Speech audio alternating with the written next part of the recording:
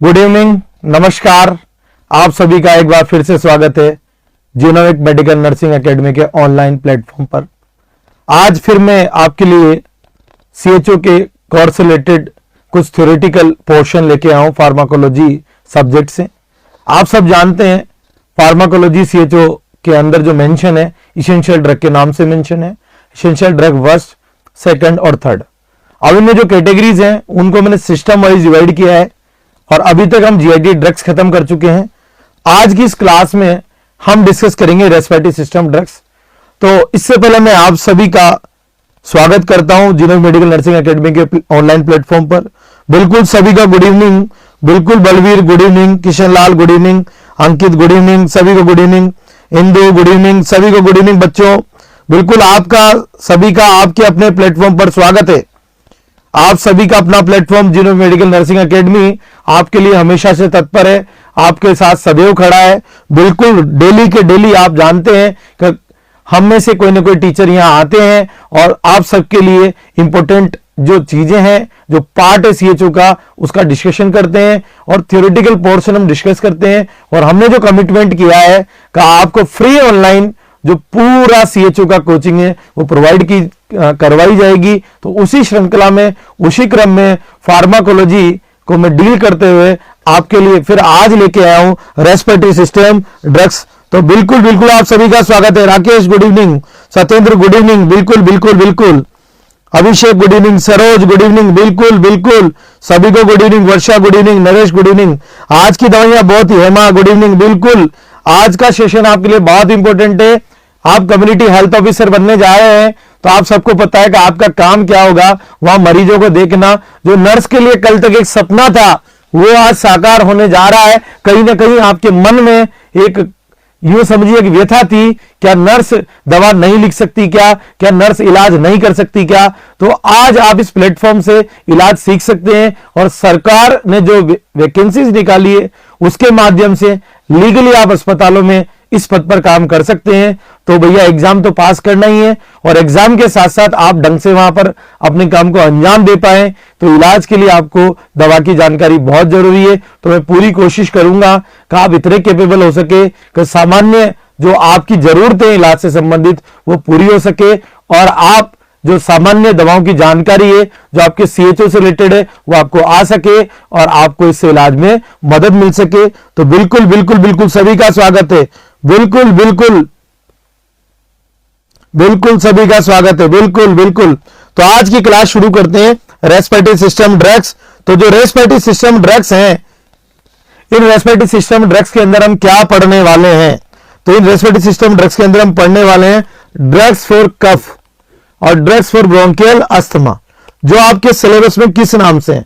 Drugs for कफ आपके syllabus में expectorant और म्यूकोलाइटिक के नाम से।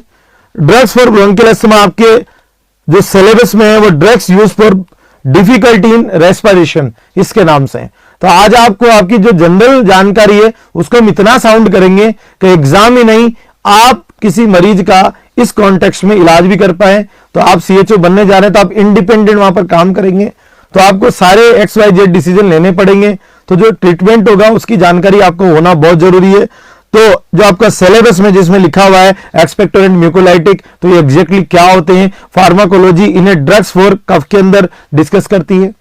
Drugs use in difficulty respiration जो आपके सिलेबस में लिखा हुआ है, फार्माकोलॉजी ने ड्रग्स फॉर ब्रोंकियल अस्थमा में डिस्कस करती है। तो 1 by 1 हम दोनों को लेने वाले हैं। बिल्कुल बिल्कुल 1 by 1 हम दोनों को लेने वाले हैं। रावण राज, अभी आप क्लास पे ध्यान दे बेटा, सब कुछ बाद में डिस्कस होगा। किरण गुड इवनिंग, बिल्कुल बिल्कुल बिल्कुल।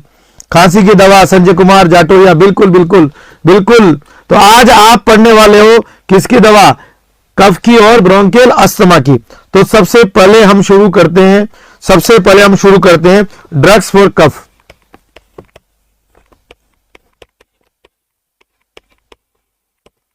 Drugs for cough, drugs for cough. और ड्रग्स फॉर कफ में सबसे पहली बात होगी कफ। व्हाट इज कफ? जिसे आम भाषा में बोला जाता है खांसी। खांसी। तो खांसी की अपन बात करेंगे कि भैया ये कफ क्या है, खांसी क्या है, पहले ये आपको थोड़ा बताऊंगा। फिर ये जो खांसी होती है बेसिकली दवाओं के आधार पर फार्माकोलॉजी ने इसको कितने भागों में बांटा है, फिर उसके बाद इसमें कौन सी दवाइयां कारगर है, कौन से मरीज को कौन सी देनी चाहिए, ये डिस्कशन आपका जनरल कॉन्टेक्स्ट में रहेगा। तो ड्रग्स फॉर कफ, कफ बराबर खांसी। तो खांसी की अपन बात करें तो आपसे कोई पूछे खांसी क्या है, तो आपको जवाब देना है प्रोटेक्टिव रिफ्लक्स। प्रोटेक्टिव रिफ्लक्स, खांसी एक प्रकार का प्रोटेक्टिव रिफ्लक्स है।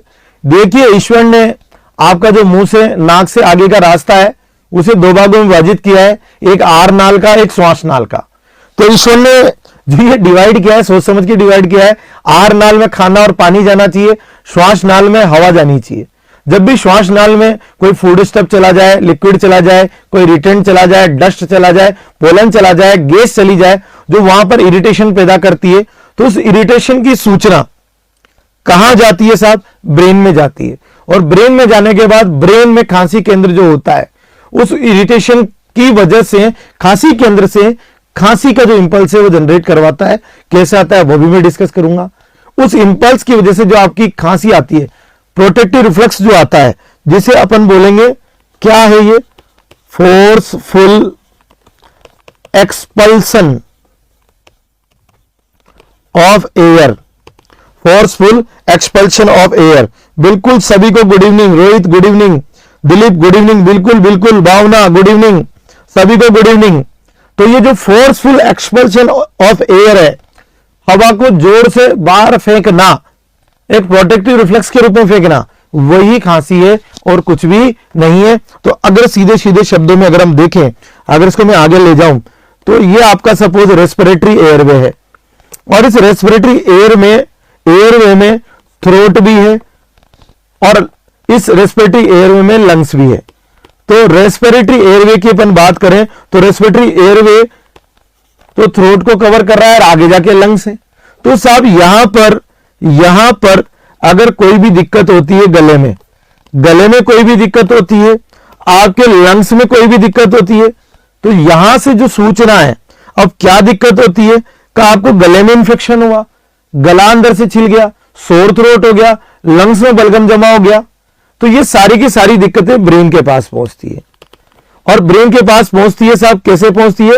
रिसेप्टर के माध्यम से। किसके माध्यम से? रिसेप्टर के माध्यम से। तो गले में रिसेप्टर है, आपके रेस्पिरेटरी पैसेज में रिसेप्टर है, लंग्स में रिसेप्टर है, जो यहां की लगातार जानकारी किसको देते रहते हैं? ब्रेन को देते रहते हैं। और ब्रेन उस जानकारी के आधार पर कफ सेंटर को स्टिमुलेट करता है, और कफ सेंटर स्टिमुलेट होने से टसल इंपल्स आती है। टसल इंपल्स, खांसी की इंपल्स आती है, और टसल इंपल्स आने से आपको खांसी आती है, कफ आता है, एक फोर्सफुल एक्सपल्शन ऑफ एयर होता है। कहने का मतलब आपके थ्रोट में, आपके लंग्स में अगर किसी भी प्रकार की इरिटेशन होती है, कोई वहां पर जलन होती है, वहां पर कोई समस्या होती है, फेफड़ों में बलगम हो जाता है, खिंचाव हो जाता है, स्पाजम हो जाता है, उसकी सूचना ब्रेन को पहुंचा दी जाती है। ब्रेन खांसी केंद्र को दे देता है, टसल इंपल्स आ जाती है, और आपके इंटरकोस्टल मसल को करंट मिलता है, और एक झटके के साथ हवा बाहर फेंकी जाती है, जिसे अपन खांसी कहते हैं, कफ कहते हैं। तो आई होप ये समझ में आया होगा आपको।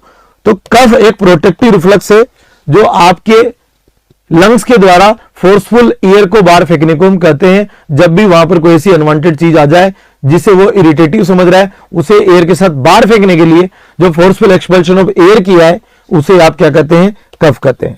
अब कफ सामान्यतः दो प्रकार का होता है, एक तो ड्राई कफ होता है, एक वेट कफ होता है। एक तो ड्राई कफ होता है, एक वेट कफ होता है। ड्राई कफ, वेट कफ की अपन बात करें तो इसे नॉन प्रोडक्टिव,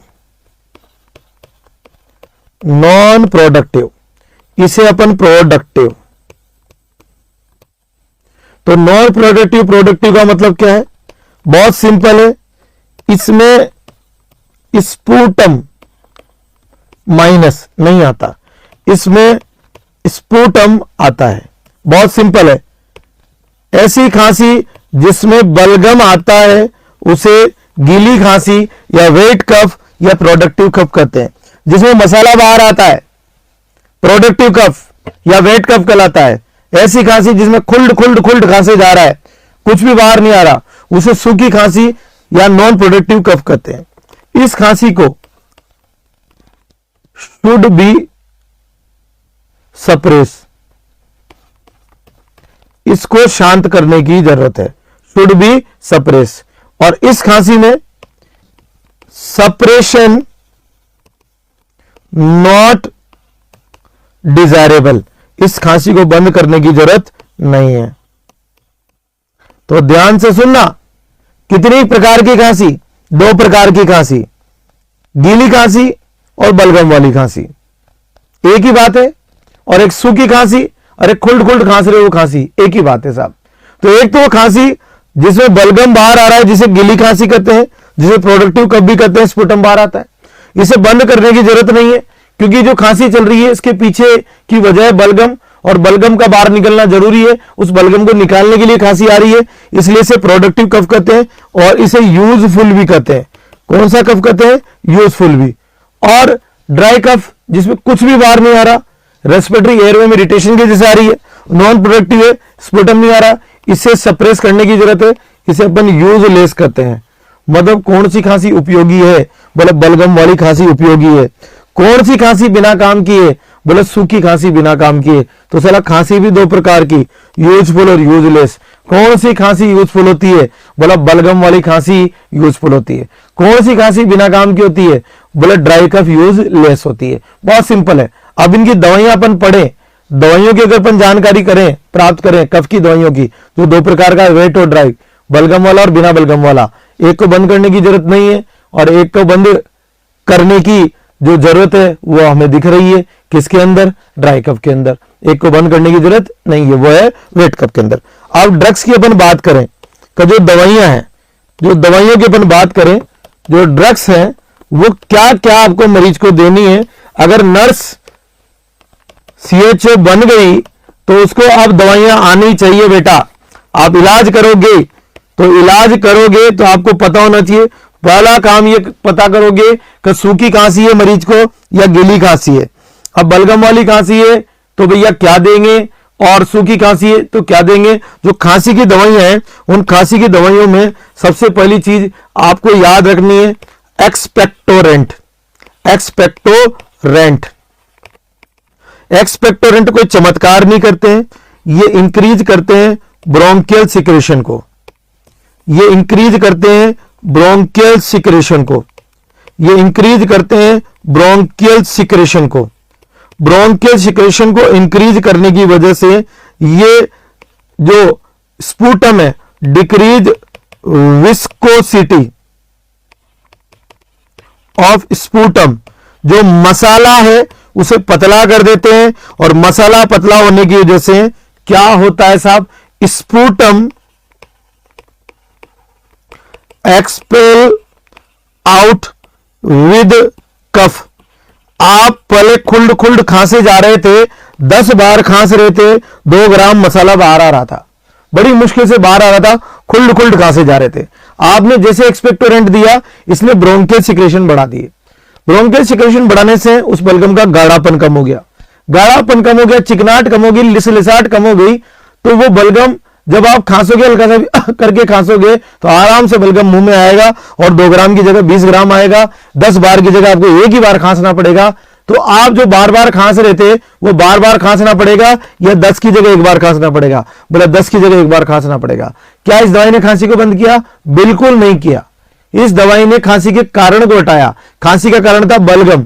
तो ये जो एक्सपेक्टोरेंट दिए जाते हैं, ये कहां दिए जाते हैं? ये वेट कफ में। कहां दिए जाते हैं? वेट कफ में। आपसे कोई पूछे एक्सपेक्टोरेंट कहां दिए जाते हैं? वेट कफ में दिए जाते हैं। एक्सपेक्टोरेंट कहां दिए जाते हैं? वेट कफ में दिए जाते हैं। ये ब्रोंकियल सिक्रेशन को बढ़ाते हैं, और वो जो बलगम मौजूद है उसे पतला कर देते हैं, और उस बलगम को आसानी से कफ के साथ बाहर निकाल देते हैं। कौन निकाल देते हैं? एक्सपेक्टोरेंट। क्या इसका उदाहरण है? बोले इसका उदाहरण सोडियम सिट्रेट है, अमोनियम सिट्रेट है,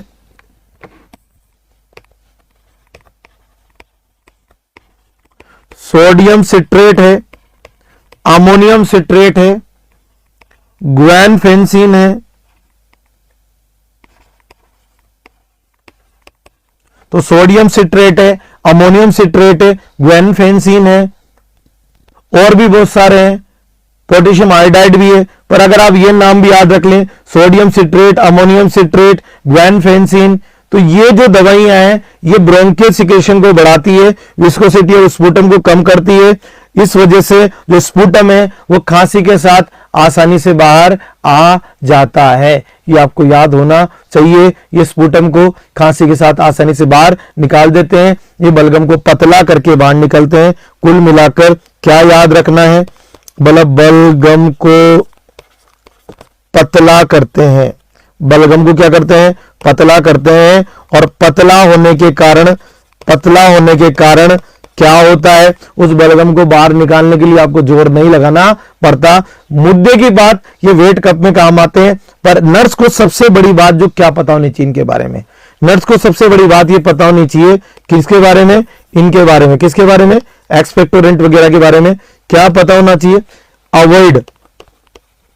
अवॉइड किसमें अवॉइड होते हैं ये, एक्सपेक्टोरेंट। चलो अगले पेज पे लिख देता हूं, एक्सपेक्टोरेंट कहां अवॉइड होते हैं।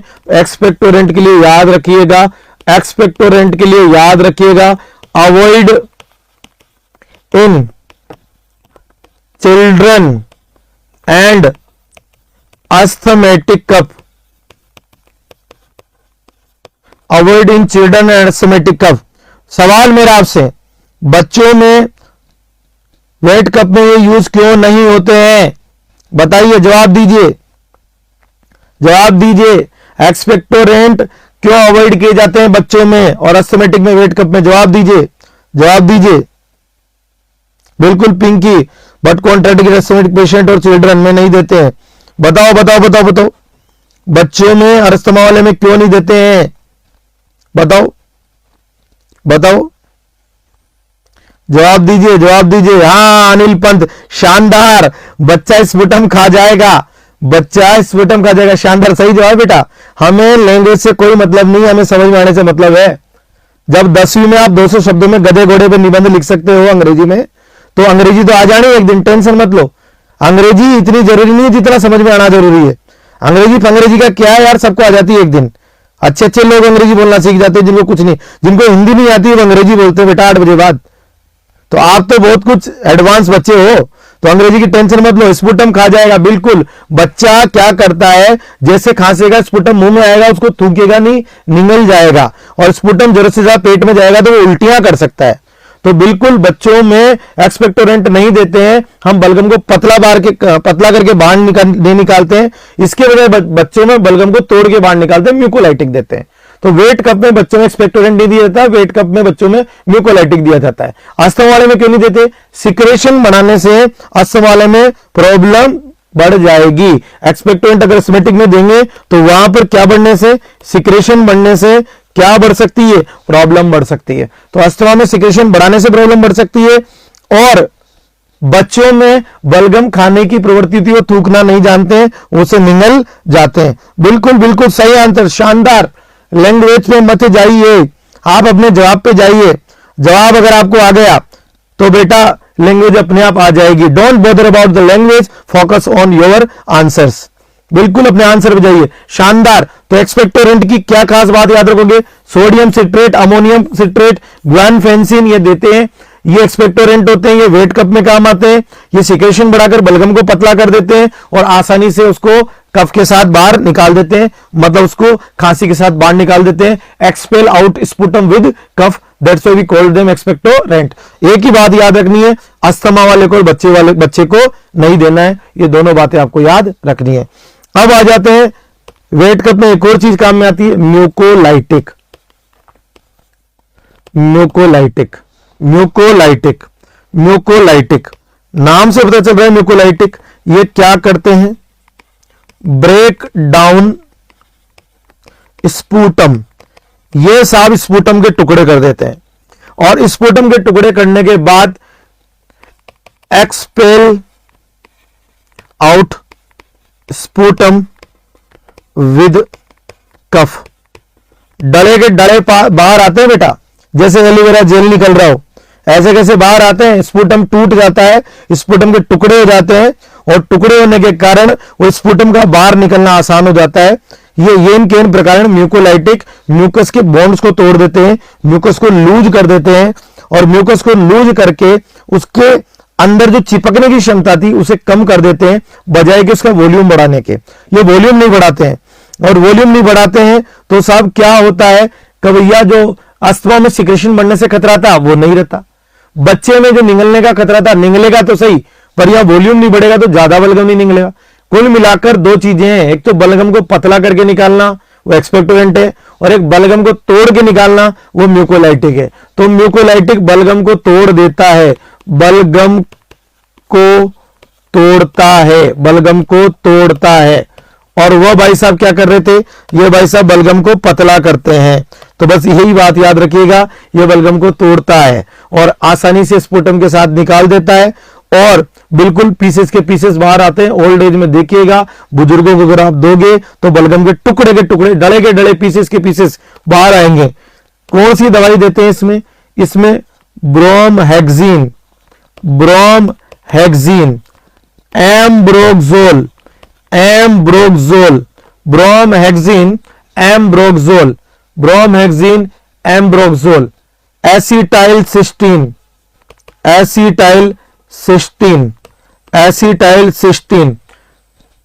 ब्रोमहेक्सिन, एम्ब्रोक्सोल, एसिटाइल सिस्टीन का आपने नाम सुना हो तो कभी ना सुना होगा, एन एसिटाइल सिस्टीन, म्यूसिनेक, कईयों ने सुन रखा होगा म्यूसिनेक का नाम, म्यूसिनेक बाप भी देते हैं इसकी, सबको पता है। ये तीनों के तीनों म्यूकोलाइटिक हैं, ये तीनों के तीनों बलगम को तोड़ने के काम में आते हैं। बिल्कुल दिलीप बताऊंगा, एलर्जी की बताऊंगा, सब बताऊंगा। तो साहब ब्रोमहेक्सिन, एम्ब्रोक्सोल, एसिटाइल सिस्टीन, ये तीनों के तीनों बलगम को तोड़ के बाहर निकालते हैं, और सबको पता है ये कौन से कप में काम आएंगे, वेट कप में। और कहां पर भी काम आएंगे, ये बहुत शानदार काम करेंगे किसमें, चिल्ड्रन एंड अस्थमेटिक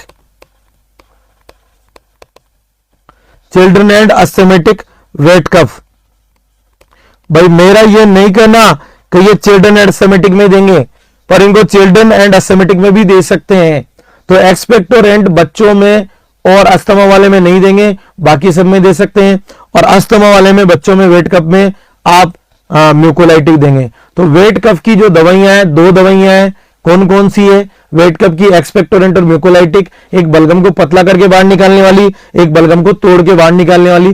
जो बलगम को पतला करके बाहर निकालने वाली दवा है वो वेट कफ में यूज तो होती है, पर एक ही क्वेश्चन ध्यान रखना, बलगम को पतला करके बाहर निकालने वाली जो दवा है जिसे एक्सपेक्टोरेंट कहते हैं, वो अस्थमा वाले को और बच्चों को नहीं देते। और म्यूकोलाइटिक जो दवा है वो वेट कफ में, किसमें, वेट कफ में, फॉर ऑल, सब में काम आ सकती है। इवन चिल्ड्रन और अस्थमेटिक वेट कफ में भी काम में आ सकती है। तो आपसे कोई पूछे कि बच्चों में, अस्थमा वाले में बलगम को तोड़ के बाहर निकाला जाता है या पतला करके, तो जवाब देना है तोड़ के बाहर निकाला जाता है। रह जाएगा यार। अच्छा, आपकी शानदार नॉलेज के लिए एक चीज अपडेट कर दूं, अगर बच्चा वाला और अस्थमा वाला वेट कफ है तो वहां पर अगर एक चीज आप ऐड कर दें, मतलब आप क्या कर दें, आप वहां पर अगर ब्रोंकोडायलेटर ऐड कर दें, आप क्या दे दें, म्यूकोलाइटिक प्लस ब्रोंकोडायलेटर,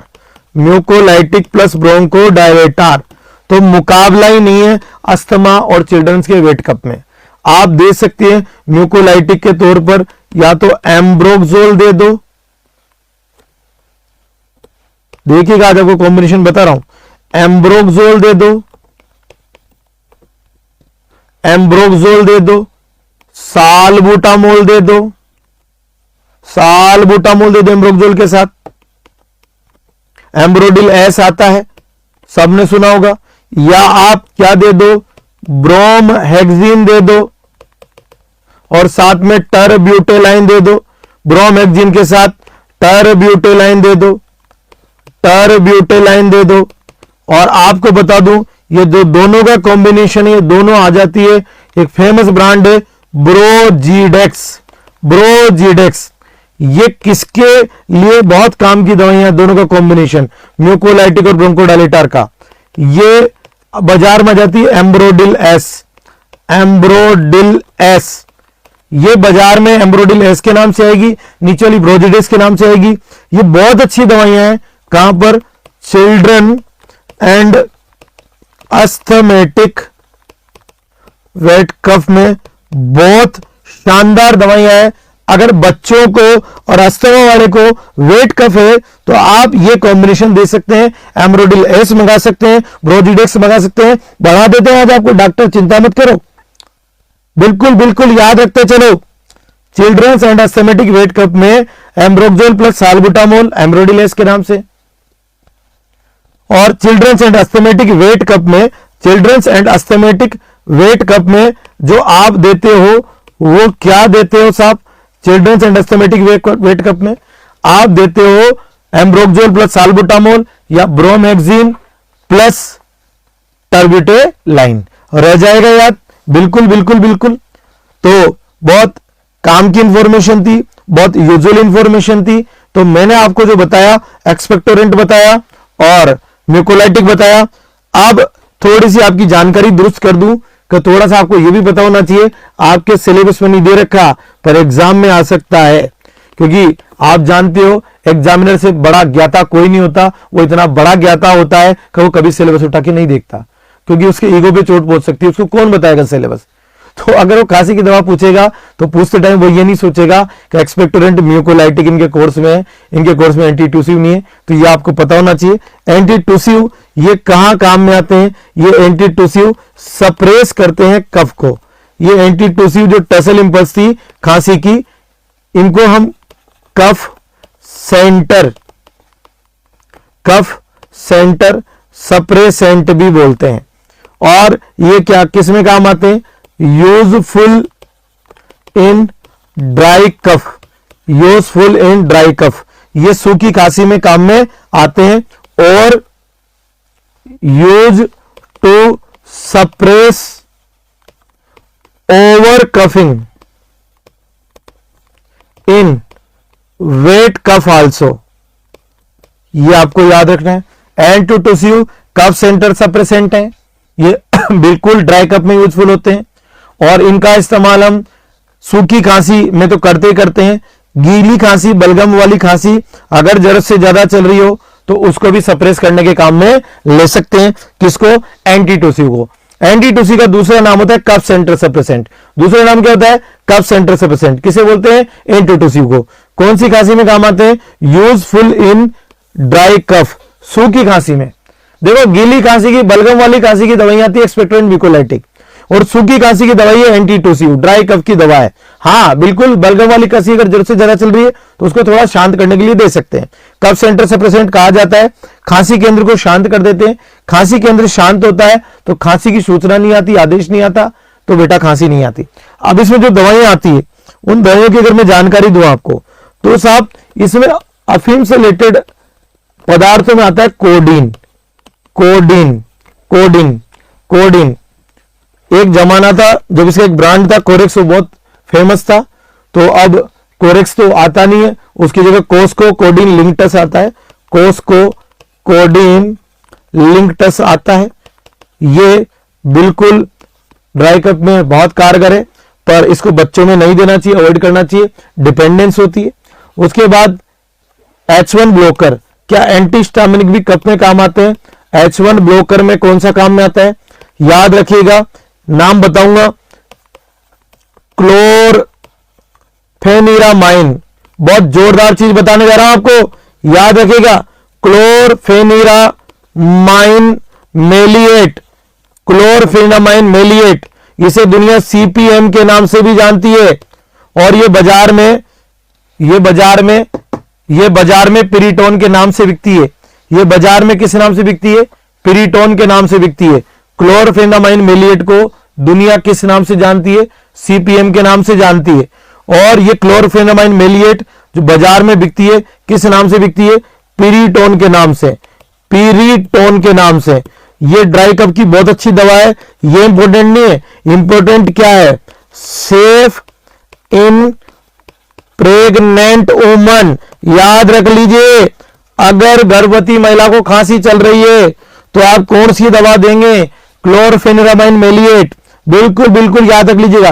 पर पीरीटोन कौन सी लाएंगे? प्लेन, उसका कोई कॉम्बिनेशन नहीं होना चाहिए, उसको लेते टाइम देख लेंगे उसमें क्लोरफेनामाइन मेलिएट ही है ना, साथ में कोई कॉम्बिनेशन तो नहीं है। ये जानकारी आप दुरुस्त कर लीजिए कि खांसी की दवा देनी है गर्भवती महिला को तो कौन सी देनी है? क्लोरफेनामाइन मेलिएट प्लेन देनी है। और प्लेन कौन सी लेनी है? पीरीटोन नाम से आएगी। और ये सेफ इन प्रेग्नेंट वुमन है, बहुत इंपॉर्टेंट इंफॉर्मेशन है। अंट संट बसंट अगड़म बगड़म दवाई मत दे देना, वरना लेने के देने पड़ जाएंगे, सीएचओ से कुछ और बन जाओगे। याद रखना, जानकारी दुरुस्त रखनी चाहिए। दवाइयां बहुत सामान्य है, पर आपका जो नॉलेज है वो उस लेवल का होना चाहिए कि वहां लोगों को जनानी ना हो, नुकसान ना हो। आप लोगों की भलाई के लिए, बुराई के लिए नहीं है, नुकसान के लिए नहीं है। बहुत अच्छी जानकारी है, दुरुस्त जानकारी है। गर्भवती महिला को क्लोरफेनामाइन मेलिएट नाम का H1 ब्लॉकर दे सकते हैं। पीरीटोन बाजार का नाम है, ब्रांड नेम है, ये ब्रांड नेम है, बाजार में इस नाम से मिलेगी पीरीटोन के नाम से। बिल्कुल गर्भवती महिला को दे सकते हैं, बिल्कुल दे सकते हैं, दे सकते हैं। बेटा अस्थमा का मैं बता चुका हूं ना, अस्थमा में तो आपको ब्रोंकोडायलेटर प्लस क्या देना है? म्यूकोलाइटिक। बिल्कुल बिल्कुल बिल्कुल। और अगर अपन बात करें H1 ब्लॉकर में और क्या आता है? H1 ब्लॉकर में आता है डाइफेनहाइड्रामाइन, डाइफेनहाइड्रामाइन, डाइफेनहाइड्रामाइन, डाइफेनहाइड्रामाइन। बेनाड्रिल किस नाम से आती है दवाई? ये Benadryl, Benadryl, Benadryl, Benadryl, Benadryl के नाम से आती है। ये नहीं देते हैं हम प्रेग्नेंट में। मैं कहूंगा प्रेग्नेंट में एक ही याद रखना है, सीपीएम। और जब भी आप H1 ब्लॉकर दे रहे हैं तो आपको याद रखना है, किसी को सीपीएम दिया है या डाइफेनहाइड्रामाइन दिया है, ऐसी कफ सिरप दी है जिसमें दोनों है, तो आप बोलिएगा कि साहब avoid, avoid working on machinery, avoid working on machinery and driving. क्या अवॉइड करेंगे? आप ना तो मशीन पे काम करेंगे ना ड्राइविंग करेंगे। आपके पास कोई ड्राइवर आ गया, उसको आपने दे दी और बताना भूल गए कि भैया गाड़ी चलाते टाइम मत पीना, कोई कांड वांड हो गया तो आपके माथे, तो आपको बताना है ये दवाइयां जब लेगा उसके दौरान मशीन पे काम नहीं करना है और गाड़ी वाड़ी नहीं चलानी है। तो ये आपको बातें छोटी छोटी मगर मोटी मोटी बातें याद रखनी है। तो डाइफेनहाइड्रामाइन हुआ या आपका क्लोरफेन मेलिएट हुआ, ये आपको जब देंगे तो पेशेंट को बताएंगे भैया इनको लेने के बाद गाड़ी वाड़ी मत चलाइयो, मशीन वशीन पे काम मत करियो। ये जरूरी है, जरूरी है। बिल्कुल बिल्कुल बिल्कुल बिल्कुल। Only CPM critical gamer, only CPM pregnancy. आ रहा है मजा? बिल्कुल सेडेशन होता है, बिल्कुल सेडेशन करवाता है, सो जाएगा, चल गई गाड़ी बस, जहां की जहां, पता नहीं जाना कहां था, चीन पहुंच जाएगा, जापान। बिल्कुल बिल्कुल बिल्कुल रह जाएगा याद। तो ये आपको मैंने बताया ओपोइड्स, उसके बाद मैंने बताया आपको H1 ब्लॉकर। तो ओपोइड्स भी दे सकते हैं और H1 ब्लॉकर भी दे सकते हैं। किसके अंदर? ड्राई कफ के अंदर। किसके अंदर काम में आते हैं? एंटीटूसिव ड्राई कफ के अंदर काम में आते हैं, ड्राई कफ के अंदर काम में आते हैं। ओपोइड्स है, H1 ब्लॉकर है, और इसी के अंदर एक और कैटेगरी है non opioids, non opioids, non opioids, non opioids. Non opioids की अगर अपन बात करें तो नॉन ओपोइड्स की अगर अपन बात करें तो नॉन ओपोइड्स में फेमस दवा है डेक्स्ट्रोमिथोरपेन, डेक्स्ट्रोमिथोरपेन। ये भी ड्राई कफ में काम आते हैं। डेक्स्ट्रोमिथोरपेन, डेक्स्ट्रोमिथोरपेन, डेक्स्ट्रोमिथोरपेन, डेक्स्ट्रोमिथोरपेन की अपन बात करें तो डेक्स्ट्रोमिथोरपेन एक दवा है जो ड्राई कफ में काम में आती है। डेक्स्ट्रोमिथोरपेन, ये टस्क्यू आपने सुना हो, टस्क्यू, टस्क्यू के नाम से भी बिकती है डेक्स्ट्रोमिथोरपेन। और आपकी जानकारी के लिए बता दूं कि ड्राई कफ के अंदर या तो आप ओपोइड्स कोडीन दे सकते हैं या नॉन ओपोइड्स डेक्स्ट्रोमिथोरपेन दे सकते हैं या एंटीहिस्टामिनिक में क्लोरफेनामाइन, और क्या दे सकते हैं? क्लोरफेनामाइन के अलावा आप डाइफेनहाइड्रामाइन दे सकते हैं। पर इनमें से सिर्फ और सिर्फ सीपीएम ही प्रेगनेंसी में यूज होती है, बाकी और कोई सी भी यूज नहीं होती। तो ये जो जानकारी थी ये आपकी थी ड्राई कफ के लिए। ये जो जानकारी दी थी मैंने किसके लिए दी थी? ड्राई कफ के लिए। अब आप बोलो अस्थमा वाले को क्या देना है? अस्थमा वाले को चाहे वेट कफ हो चाहे ड्राई कफ हो, आपको एक ही बात याद रखनी है, अस्थमा वाले को आपको साल्बुटामोल बोले तो ब्रोंकोडायलेटर देना ही देना है। अगर वेट कफ है तो साथ में म्यूकोलाइटिक देना है, और वेट कफ नहीं है तो केवल ब्रोंकोडायलेटर देना है। तो अस्थमा वाले को जो खांसी आती है वो ब्रोंकोस्पाज्म की वजह से आती है, और अगर दिक्कत है तो एंटी एलर्जिक के तौर पर लियोसिट्राजिन मोंटेल्यूकास दे सकते हैं। तो अस्थमा में ब्रोंकोडायलेटर देते हैं। अस्थमा में जो कफिंग है, अस्थमा में जो क्या है कफ है, उसके लिए क्या देते हो, उसके लिए आप साल्बुटामोल देते हो, या आप याद रख लीजिए कोई भी ब्रोंकोडायलेटर देते हो, साल्बुटामोल देते हो, और साथ में क्या दे देते हो, प्लस एंटी एलर्जिक के तौर पर आप मोंटेल्यूकास्ट लियोसिट्राजिन का कॉम्बिनेशन दे देते हो। Montelukast plus levocetirizine, montelukast plus levocetirizine, montelukast plus levocetirizine. Montek LC याद रख लीजिए, आप तो इतना दिमाग मत लगाइए। मोंटेक एलसी दे सकते हो आप। साल्बुटामोल प्लस आप क्या दे सकते हो, एंटी एलर्जिक साल्बुटामोल की सिरप देनी है, साल्बुटामोल की सिरप देनी है, टर्पटलाइन की सिरप देनी है, साथ में एंटी एलर्जिक दे सकते हो अगर कफ ड्राई है तो। और अगर अस्थमा में वेट कफ है, वेट है, तो आप क्या दे सकते हो, म्यूकोलाइटिक प्लस ब्रोंकोडायलेटर, पढ़ा चुका हूं आपको, म्यूकोलाइटिक प्लस ब्रोंकोडायलेटर। अगर वेट कफ है तो म्यूकोलाइटिक प्लस ब्रोंकोडायलेटर बता चुका हूं आपको, ब्रोजीडेक्स। और अगर अस्थमा में कफ ड्राई है तो आप साल्बुटामोल के साथ मोंटेगेल्सी कोई भी एंटी एलर्जिक एड कर सकते हो। बिल्कुल बिल्कुल बिल्कुल बिल्कुल। तो ये आपकी बच्चों जानकारी थी कफ की। ये हमने दवाइयां पढ़ी थी, खांसी की दवाइयां। किसकी दवाइयां पढ़ी थी, खांसी की। तो खांसी की दवाइयों को अपन रिवाइज करें फटाफट। तो आपको बता दूं, जो कफ है वो एक प्रोटेक्टिव रिफ्लेक्स है, दो प्रकार का होता है, ड्राई कफ और वेट कफ। ड्राई कफ यूजफुल का यूजलेस, बोले यूजलेस। वेट कफ यूजफुल का यूजलेस, बोले यूजफुल। जिसमें स्पुटम आए वो वेट कफ है, जिसमें ना आए वो ड्राई कफ है। सीधी सीधी बात करें, बोले वेट कफ के अंदर बलगम को पतला करके बाहर निकालो या तोड़ के बाहर निकालो। पतला करके बाहर निकालने वाले को एक्सपेक्टोरेंट कहते हैं, तोड़ के बाहर निकालने वाले को म्यूकोलाइटिक कहते हैं। बच्चों में अस्थमा वाले में तोड़ के बाहर निकालते हैं, इसलिए म्यूकोलाइटिक देते हैं वेट कफ में। उसके बाद जो सूखी खांसी है, उस सूखी खांसी के अंदर जो दवाइयां काम में आती है वो एंटीटूसिव होती है। एंटीटूसिव 3 प्रकार की हो सकती है, ओपिएड्स हो सकते हैं, H1 ब्लॉकर हो सकते हैं, और नॉन ओपिएड्स हो सकते हैं, दी जाती बाकी नहीं दी जाती। अस्थमा में बच्चों में अगर वेट कफ है तो आप क्या देते हैं, बिल्कुल वहां पर साल्बुटामोल या ब्रोंकोडायलेटर के साथ म्यूकोलाइटिक देते हैं। और ड्राई कफ है तो ब्रोंकोडायलेटर के साथ कोई आप एंटी एलर्जिक एड कर सकते हैं, मोंटेल्यूकास्ट लियोसिट्राजिन वगैरह दे सकते हैं। तो ये जानकारी थी कफ के बारे में।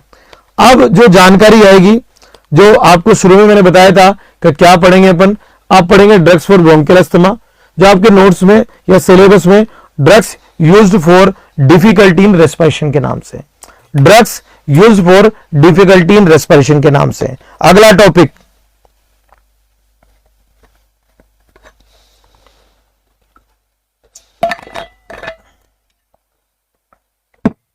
Expert nursing officer KD Tripathi पढ़ ले बेटा। अगर आपको पढ़ने का शौक है फार्माकोलॉजी तो केडी त्रिपाठी पढ़ सकते हो।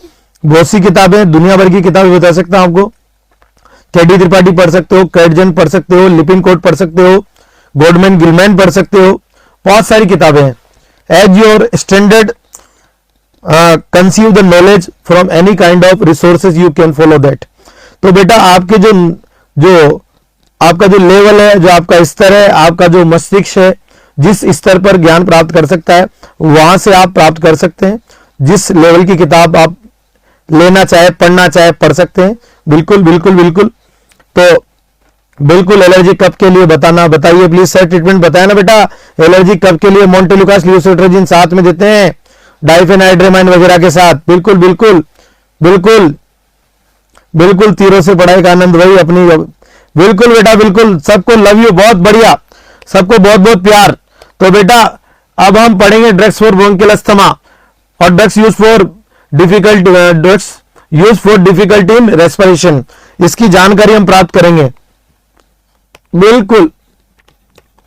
Bronchial asthma, bronchial asthma, what is asthma, what is asthma, asthma क्या होता है, अस्थमा क्या होता है? आपसे कोई पूछे व्हाट इज अस्थमा, जिसमें सांस थमा वही कहलाता है अस्थमा। बिल्कुल सीमा, गुड इवनिंग बेटा, गुड इवनिंग सीमा।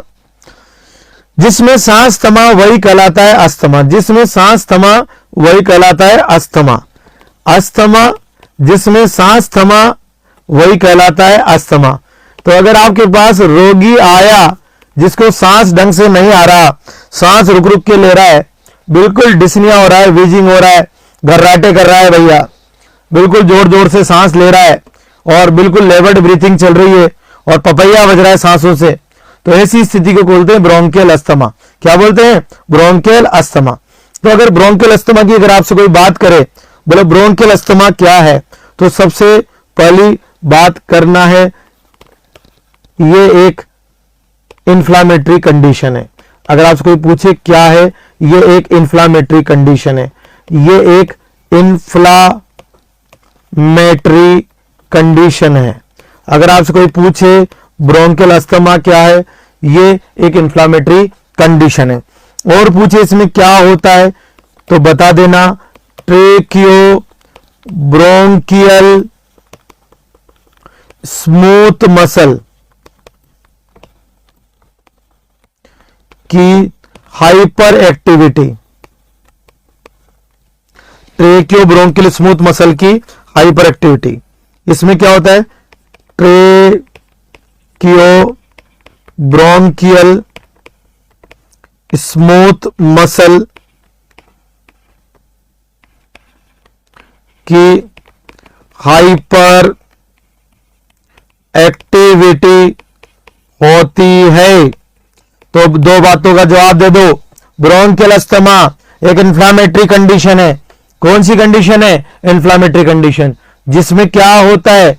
ट्रेकियो ब्रोंकियल स्मूथ मसल की हाइपर एक्टिविटी होती है। कौन सी मसल की? ट्रेकियो ब्रोंकियल स्मूथ मसल की।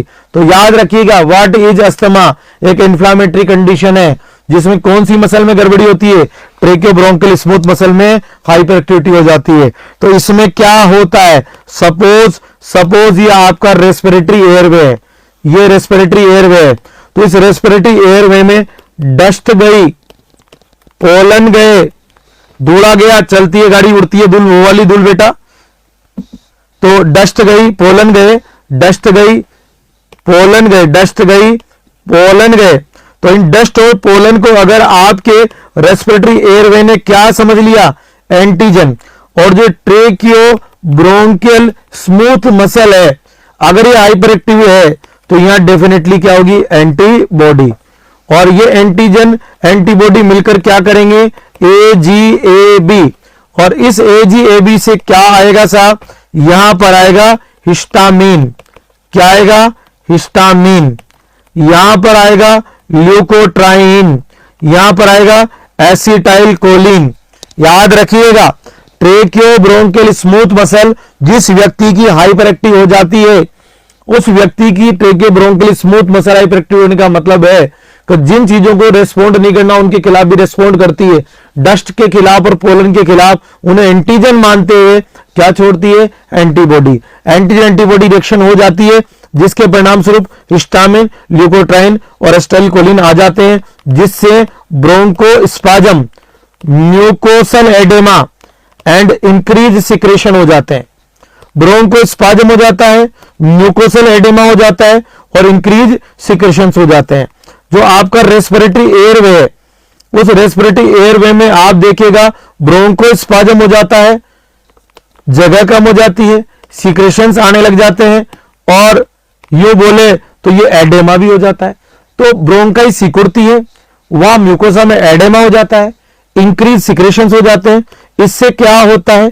Narrowing of respiratory airway, narrowing of respiratory airway, जो हवा के आने जाने का रास्ता है, हवा के आने जाने का रास्ता है, वो सिकुड़ जाता है। Narrowing of respiratory airway, narrowing of respiratory airway हो जाने की वजह से, नैरोइंग ऑफ रेस्पिरेटरी एयरवे हो जाने की वजह से, श्वास की नली का जो रास्ता है वो सिकुड़ जाने की वजह से, नैरोइंग ऑफ रेस्पिरेटरी एयरवे हो जाने की वजह से आपको डिस्निया होता है, आपको वीजिंग होती है एंड आपको कफ होता है, आपको डिस्निया होता है। डिस्निया बोले तो सांस में दिक्कत आती है,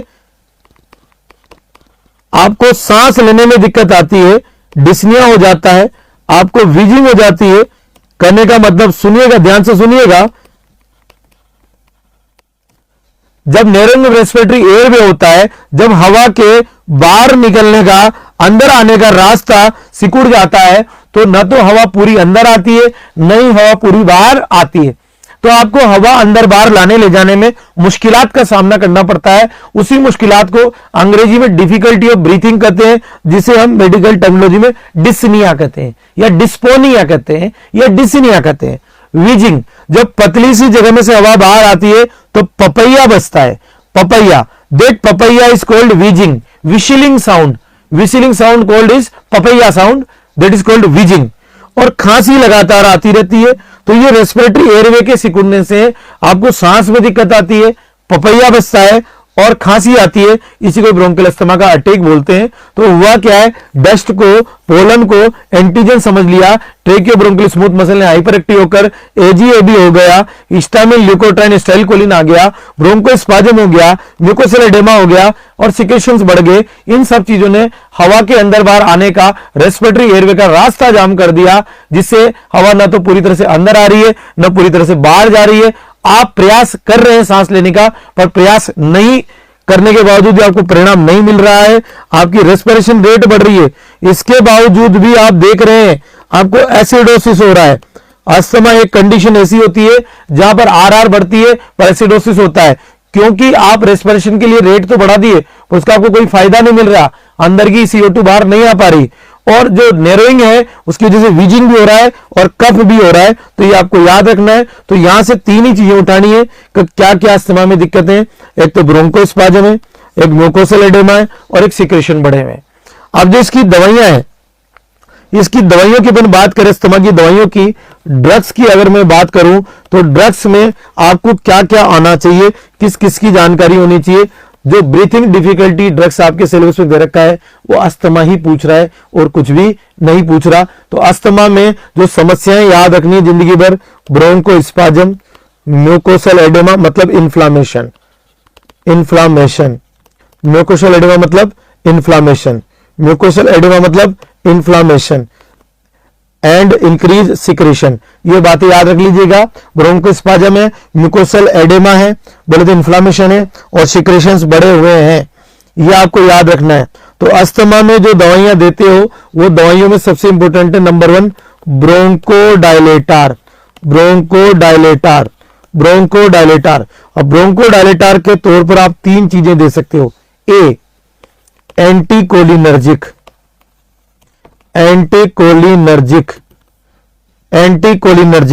और एंटीकोलिनर्जिक के तौर पे जो दवा देते हो याद रखना है इप्राट्रोपियम ब्रोमाइड 40 से 80 माइक्रोग्राम इनहेलेशन 40 से 80 माइक्रोग्राम इनहेलेशन से देंगे।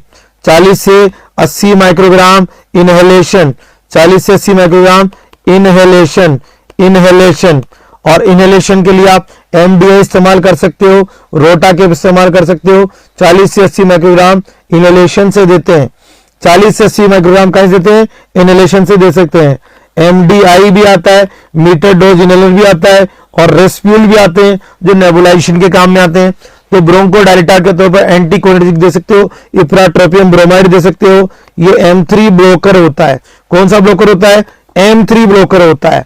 तो इप्राट्रोपियम ब्रोमाइड एक एंटीकोलिनर्जिक है जिसकी भाप सुंघाई जा सकती है। जो भाप सुंघाई जाती है वो भाप जिस मशीन से सुंघाई जाती है उस मशीन को अपन क्या बोलते हैं, नेबुलाइजर। तो नेबुलाइजेशन से दिया जा सकता है। मीटर डोज इनहेलर जो फुसफुस आते हैं उनसे दिया जा सकता है। ब्रोंकोडायलेटर में एंटीकोलिनर्जिक के अलावा क्या ऑप्शन है, बी ऑप्शन ब्रोंकोडायलेटर में है, आप दे सकते हो बीटा-2 एगोनिस्ट के तौर पर आप क्या दे सकते हो, सालबुटामोल, टर्बुटेलाइन, टर्बुटेलाइन, सालमेटेरोल, सालमेटेरोल, फॉर्मेटेरोल, सालमेटेरोल और फॉर्मेटेरोल, सालमेटेरोल और फॉर्मेटेरोल, ये सब इनहेलेशन से दिए जाते हैं, ये सब इनहेलेशन से दिए जाते हैं। सालबुटामोल 100 से 200 माइक्रोग्राम, ये 250 माइक्रोग्राम, ये 250 माइक्रोग्राम, ये 25 से 50 माइक्रोग्राम, ये 12 माइक्रोग्राम। इनहेलेशन के लिए क्या क्या आते हैं? बहुत सारे ऑप्शन होते हैं। एमडीआई होते हैं, रोटाकेप होते हैं, आप सब जानते हैं रोटाकेप क्या होते हैं? कैप्सूल, जिन्हें रोटाइलर में डालकर तोड़कर मोड़कर उनके पाउडर को सूंघा जाता है। नेबुलाइजेशन का सॉल्यूशन जिसे रेस्प्यूल बोलते हैं, वो भी दिया जा सकता है। तो इतने सारे ऑप्शन है आपके पास। अब इनकी बात करूं तो इन दोनों को मिलाकर हम साबा कहते हैं और इन दोनों को मिलाकर हम लाबा कहते हैं। व्हाट इज साबा, व्हाट इज लाबा, व्हाट इज साबा, व्हाट इज लाबा? एडल्ट डोज है सभी, बिल्कुल बिल्कुल बिल्कुल, यस सर, एडल्ट डोज ही है, बिल्कुल बिल्कुल। व्हाट इज साबा, व्हाट इज लाबा?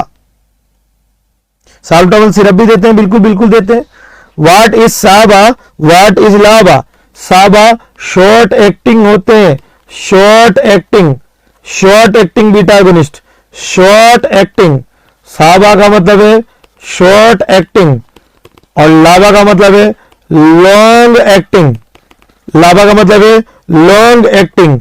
ये बीडी ऑब्लिक टीडीएस देने पड़ सकते हैं, ये ओडी देते हैं, सबको पता है। साबा लाबा दिन में 2 से 4 बार 3 बार देना पड़ सकता है, ये दिन में 1 बार ही देना पड़ता है। तो साबा लाबा में अंतर पता चल गया। साबा शॉर्ट एक्टिंग बीटा एगोनिस्ट होते हैं, लाबा लॉन्ग एक्टिंग बीटा एगोनिस्ट होते हैं। तो जो बीटा एगोनिस्ट होते हैं आज की तारीख में इनका कोई मुकाबला नहीं है ब्रोंकोडायलेशन के लिए या ब्रोंकोडायलेटर के लिए। एमडीआई भी आता है, रोटाकेप भी आता है, रेस्प्यूल भी आता है, ये सारी दवाएं इनकी आती है साबा की और लाबा की। साबा शॉर्ट एक्टिंग बीटा एगोनिस्ट, लाबा लॉन्ग एक्टिंग बीटा एगोनिस्ट। आप मरीज को एमडीआई भी दे सकते हो, रोटाकेप भी दे सकते हो, रेस्पुल भी दे सकते हो। पर आपको जो याद रखनी है बात, कब बोला कि जब इनको अपन नेबुलाइज कराएंगे या इनको इस्तेमाल करेंगे तो एडवर्स इफेक्ट क्या आ सकते हैं। बीटा 2 एगोनिस्ट अगर आपने किसी मरीज को दिया है तो वो क्या कंप्लेन कर सकता है बीटा 2 एगोनिस्ट से? अक्यूट कंप्लेन, हाथों हाथ की कंप्लेन, अक्यूट कंप्लेन और लॉन्ग टर्म की कंप्लेन याद रखनी है। अक्यूट कंप्लेन जो है याद रखनी है, अक्यूट कंप्लेन जो है वो पैल्पिटेशन, वो पैल्पिटेशन। जिन डॉक्टरों को बाप सुंगाओगे वो बोल सकते हैं हमारे शरीर में कंपन आ रहे हैं। या दूसरी कंप्लेन है पैल्पिटेशन के अलावा ट्रेमर, ट्रेमर। और लॉन्ग टर्म पे जो कंप्लेन आती है वह हाइपोकेलेमिया। जोधपुर एम्स में पूछा गया क्वेश्चन है, कल लंबे टाइम तक बाप सुंगाने से क्या दिक्कत हो सकती है? हाइपोकेलेमिया हो सकता है। और हाथों हाथ क्या दिक्कत हो सकती है? पैल्पिटेशन और ट्रेमर, पैल्पिटेशन और ट्रेमर, पैल्पिटेशन और ट्रेमर। तो ब्रोंकोडायलेटर की अगर अपन बात करें, पहली कैटेगरी एंटीकोलिनर्जिक पढ़ी थी जिसका एग्जांपल था इप्राट्रोपियम ब्रोमाइड। दूसरी कैटेगरी पढ़ी अपन ने बीटा 2 एगोनिस्ट जिसमें सालबुटामोल है, टर्बिटोलाइन है, साल्मेट्रोल है, फॉर्मेट्रोल है। सारे के सारे इनहेलेशन के लिए उपलब्ध हैं, सबका एमडीआई, रोटाकेप, रेस्प्यूल सब आते हैं। और सिरप भी आती है, ऐसी कोई बात नहीं है। साल्बुटामोल की भी सिरप आती है, टर्बिटोलाइन की भी सिरप आती है। पर जब हम अस्थमा की बात कर रहे हैं तो अस्थमा में फिर हम इनहेलर वगैरह को ज्यादा पसंद करते हैं। और इनके मैंने आपको एडवर्स इफेक्ट भी बताए। तो एडवर्स इफेक्ट क्या आएंगे एक्यूट कंडीशन पे? पैल्पिटेशन और ट्रेमर, लॉन्ग टर्म पर हाइपोकेलेमिया। अब इसके बाद आगे बात करें, अगर आगे जाने तो सी कैटेगरी ब्रोंकोडायलेटर की आती है methyl xanthine, methyl xanthine. Methyl xanthine की अपन बात करें तो मिथाइल जेंथिन में जो आपको नाम याद रखने हैं, क्या नाम याद रखने हैं? अमीनोफाइलिन, अमीनोफाइलिन, अमीनोफाइलिन। जो चल रहे हैं अभी, एसिब्रोफाइलिन सबसे फेमस अभी जो कैप्सूल फॉर्म में चल रहा है, ए बी फ्लो के नाम से आता है। मैं सीधा ही बता देता हूं आपको ब्रांड नेम। और 100 mg देते हैं इसे, बीडी देते हैं, ए बी फ्लो 100 mg देते हैं, बीडी देते हैं। और डेरीफाइलिन आप में से किसने नहीं सुना होगा, सबने सुन रखा है, डेरीफाइलिन इनकी टैबलेट भी आती है, इंजेक्शन भी आते हैं, टैबलेट भी आती है, इंजेक्शन भी आते हैं, जैसे अमीनोफाइलिन का आता है। याद रखना है, इंजेक्शन बिल्कुल स्लो आईवी दिया जाता है, फास्ट भूल के भी नहीं देते हैं। फास्ट अगर दे दें तो लेने के देने पड़ सकते हैं, फास्ट देने पर हाइपोटेंशन हो सकता है, एमआई हो सकता है, अर्निया हो सकता है, डेथ हो सकती है। तो इसको हमेशा अमीनोफाइलिन को स्लो आईवी ही देते हैं, फास्ट आईवी भूल के भी नहीं देना, क्रॉस नहीं देना, क्योंकि हाइपोटेंशन का खतरा है। किसका खतरा है, हाइपोटेंशन। आगे जाकर अर्निया भी हो सकता है, डेथ भी हो सकती है। मिथाइल जेनथिन भी क्या करता है, ब्रोंको डायलेशन करता है। मिथाइल जेनथिन भी क्या करता है, ब्रोंको डायलेशन करता है। तो ब्रोंको डायलेशन के लिए जो दवाइयां इस्तेमाल करते हो, आपके पास 3 ऑप्शन है। एक तो है इप्राट्रोपिन ब्रोमाइड, दूसरा है आपके पास ब्रोंको डायलेटर के लिए बीटा 2 एगोनिस्ट, जिसमें उदाहरण है आपका साल्बुटामोल, ट्रिप्टोलाइन, साल्बेट्रोल, फॉर्मेट्रोल। तीसरा है मिथाइल जेनथिन, जिसमें अमीनोफाइलिन, एसिब्रोफाइलिन है। एसिब्रोफाइलिन का कैप्सूल बाजार से ले सकते हो, एबी फ्लो के नाम से आता है, कैप्सूल आता है इसका, क्या आता है, कैप्सूल। और डेरीफाइलिन भी आता है। तो ये आपके मैंने ब्रोंकोडायलेटर बताया। अस्थमा में ब्रोंकोडायलेटर के अलावा और क्या देते हैं, अस्थमा में ब्रोंकोडायलेटर के अलावा देते हैं स्टीरॉइड। क्या देते हैं, स्टीरॉइड। स्टीरॉइड देने का क्या उद्देश्य होता है, ये क्या करते हैं, decrease inflammation and bronchial hyper activity,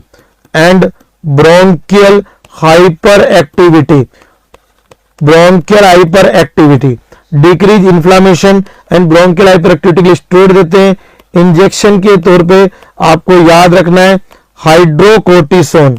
क्या याद रखना है, हाइड्रोकोर्टिसोन 100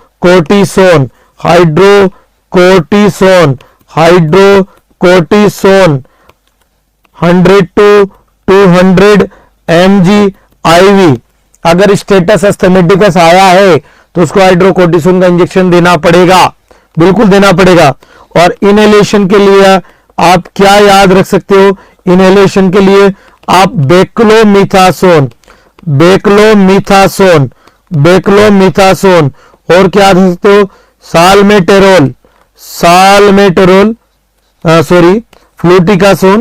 फ्लूटिकासोन क्या रख सकते हो, फ्लूटिकासोन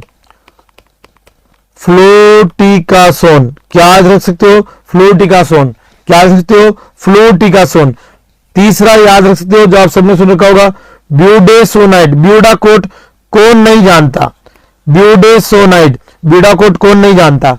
तो इनहेलेशन के लिए जो आप याद रख सकते हो, क्या क्या याद रख सकते हो इनहेलेशन के लिए, मैं इधर लिख देता हूं, थोड़ा देखने में आपको तकलीफ हो रही होगी। इनहेलेशन के लिए आप क्या दे सकते हो, इनहेलेशन के लिए आप दे सकते हो बेक्लोमीथासोन। क्या दे सकते हो, बेक्लोमीथासोन। और क्या दे सकते हो, फ्लूटिकासोन। क्या दे सकते हो, फ्लूटिकासोन। और क्या दे सकते हो, ब्यूडेसोनाइड।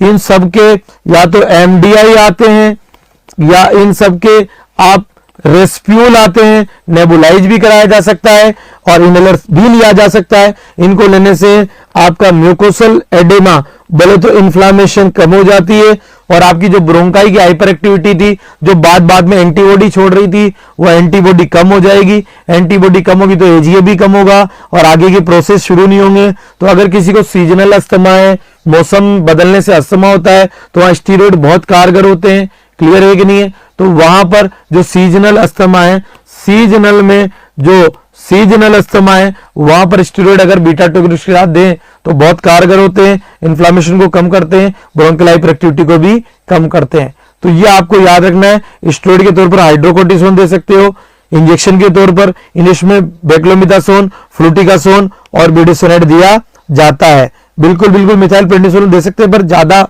बेटर अभी सिंपल वे में आपको सीएचओ है, आपका जो अस्पताल है वहां आपको बेटा हाइड्रोकोर्टिसोन ही याद रखना है। देखिए बेटा, जाने को तो ट्रेन भी है, जाने को तो ट्रेन में लोकल डब्बा भी है, जाने को तो ट्रेन में फर्स्ट एसी भी है, जाने को तो हवाई जहाज भी है, पर अभी हमारी जेब में 100 रुपए ही है, तो 100 रुपए में जनरल का ही टिकट आता है। तो मैं वही बातें कर रहा हूं जो आवश्यक है, वो झूठे सपने या फालतू की चीजें मैं आपके साथ डिस्कस नहीं करना चाहता जो आपका और मेरा समय खराब करे। ठीक है, हमारे हौसले बहुत ऊंचे हैं, हमारी उड़ान बहुत ऊंची है, पर अभी हमारी जरूरत इतनी सी है जो हम पढ़ रहे हैं। क्लियर है? तो अब इसके बाद अपन ने देखा अस्थमा में आप ब्रोंकोडायलेटर दे सकते हो, स्टेरॉइड दे सकते हो, और ल्यूकोट्राइन है। क्या ये अस्थमा की रिएक्शंस को बढ़ा रहे हैं? तो यहां पर आप ल्यूकोट्राइन एंटागोनिस्ट भी दे सकते हो, ल्यूकोट्राइन एंटागोनिस्ट भी दे सकते हो। ल्यूकोट्राइन एंटागोनिस्ट का एग्जांपल कौन है? मोंटेल्यूकास्ट, मोंटेल्यूकास्ट, मोंटेल्यूकास्ट। और for better result, for better result, for better result use along with H1 blocker, H1 blocker किसके साथ? लीवोसिट्राजिन, लीवोसिट्राजिन। और क्या देंगे अपन? अपन देंगे मरीज को Montek LC, Montek LC. Montek LC में उसको मोंटेल्यूकास्ट भी मिल जाएगा, उसको आपका लीवोसिट्राजिन भी मिल जाएगा। तो कुल मिलाकर इन तीन कैटेगरियों का हम मेन इस्तेमाल करते हैं अस्थमा के इलाज में। तो अगर आपसे कोई पूछे बोला एपिसोडिक अस्थमा है, माइल्ड, माइल्ड एपिसोडिक अस्थमा है, बोला मुझे कभी कभी अस्थमा का अटैक आता है, बोला डॉक्टर साहब मुझे अस्थमा नहीं पर कभी कभी अस्थमा का अटैक आता है, तो बेटा बीटा 2 एगोनिस्ट ले लियो जब अस्थमा का अटैक आए, इनहेलेशन से, इनहेलेशन से। बोले क्या लो डॉक्टर साहब? सालबुटामोल का पंप ले ले, सालबुटामोल का पंप ले ले, एमडीआई ले ले, जब भी अटैक आए तब ले लियो, अदरवाइज लेने की जरूरत नहीं है। बोले डॉक्टर साहब मुझे सीजनल अस्थमा है। कौन सा अस्थमा है? सीजनल अस्थमा है, सीजनल अस्थमा है। मतलब जब ये सीजन आता है, बारिश का सा सीजन आता है या सर्दी आती है या जब पोलन्स वोलन्स होते हैं तब मुझे दिक्कत आती है। बोला तू बेटा बीटा 2 एगोनिस्ट प्लस तू स्टीरॉइड ले ले, बीटा 2 एगोनिस्ट प्लस क्या ले ले? स्टीरॉइड ले ले। बोले तो डॉक्टर साहब क्या लूं? बोले सालबुटामोल प्लस क्या ले ले? बेक्लोमिथासोन, बेक्लोमिथासोन। बोला जब तेरे सीजन आए, जिस सीजन में तेरे को दिक्कत आए उस सीजन में तू क्या ले लेना? सालबुटामोल के साथ बेक्लोमिथासोन का एमडीआई ले लेना, इसका भी एमडीआई ले लेना और इसका भी एमडीआई ले लेना। तो माइल्ड एपिसोडिक में केवल सालबुटामोल ले लेना, सीजनल में सालबुटामोल बेक्लोमिथासोन दोनों का एमडीआई ले लेना। अब कोई बोले कि सर स्टेटस अस्थमेटिकस है, स्टेटस अस्थमेटिकस, स्टेटस अस्थमेटिकस मतलब इमरजेंसी की हालत हो गई, इमरजेंसी है अस्थमा में, क्या आ गई? इमरजेंसी। तो क्या दोगे? याद रख लो हाइड्रोकोर्टिसोन, हाइड्रोकोर्टिसोन ये कैसे दोगे? आईवी। और सालबुटामोल, सालबुटामोल का क्या कराओगे? नेबुलाइजेशन। और साथ में क्या करोगे? Administer O2। याद रखिएगा सालबुटामोल का तो नेबुलाइजेशन, हाइड्रोकोर्टिसोन आईवी, और एडमिनिस्टर करेंगे क्या? ऑक्सीजन। एडमिनिस्टर करेंगे क्या? ऑक्सीजन। तो बहुत सिंपल सिंपल बताया। अगर अस्थमा में इमरजेंसी आ जाए तो हाइड्रोकोर्टिसोन आईवी लगाना है, सालबुटामोल का नेबुलाइजेशन कराना है और साथ में ऑक्सीजन भी देनी है। और केवल सीजनल अस्थमा है तो जिस सीजन में प्रॉब्लम है उस सीजन में सालबुटामोल बेक्लोमिथासोन का इनहेलर ले लो। माइल्ड एपिसोडिक अस्थमा है तो साहब केवल सालबुटामोल का इनहेलर ले लो। मॉडरेट अस्थमा है तो वही सीजनल की तरह चलेगा, थोड़ा फ्रीक्वेंसी बढ़ जाएगी। क्लियर है? तो सारा खेल यही चलना है, इसी तरह से इलाज होना है। अस्थमा में बेसिकली आपको कोई दिमाग नहीं लगाना, सिंपल सिंपल खेल है। जो अस्थमा की दवाइयां हैं, अस्थमा में जो भी दवाइयां पढ़ोगे वो दवाइयां आपको कुछ नहीं करना, ब्रोंको डायलेटार देने, साथ में स्टेरॉइड देने, और क्या दे सकते हो, ज्यादा ज्यादा एंटी एलर्जिक दे सकते हो। मतलब आप H1 ब्लॉकर और H1 ब्लॉकर और ल्यूकोट्राइन एंटागोनिस्ट साथ में दे सकते हो। तो ये अस्थमा की जानकारी थी, ये अस्थमा के बारे में हमने पढ़ा है। तो आई होप मैंने आज आपको जो कफ और अस्थमा पढ़ाया है, आई होप आपको समझ में आया होगा। और आगे भी हम ऐसे मिलते रहेंगे, समय समय पर समझते रहेंगे। मेरा फोकस है कि CHO में पास होने के बाद आप अपनी जिम्मेदारी को ईमानदारी से पूरी कर पाओ। कहने का मतलब बेटा, एक सुख तो आदमी को जब मिलता है जब वो अपनी नौकरी पे लगता है, दूसरा सुख आदमी को जब लगता है जब वो अपनी नौकरी को ईमानदारी से कर पाता है। तो आप अपने काम को ईमानदारी से कर पाए, तो इसके लिए हम तत्पर हैं कि आपको हम वो ज्ञान दे सकें जो ज्ञान आपको आपकी नौकरी में मदद कर सके। तो समय समय पर हम मिलते रहेंगे।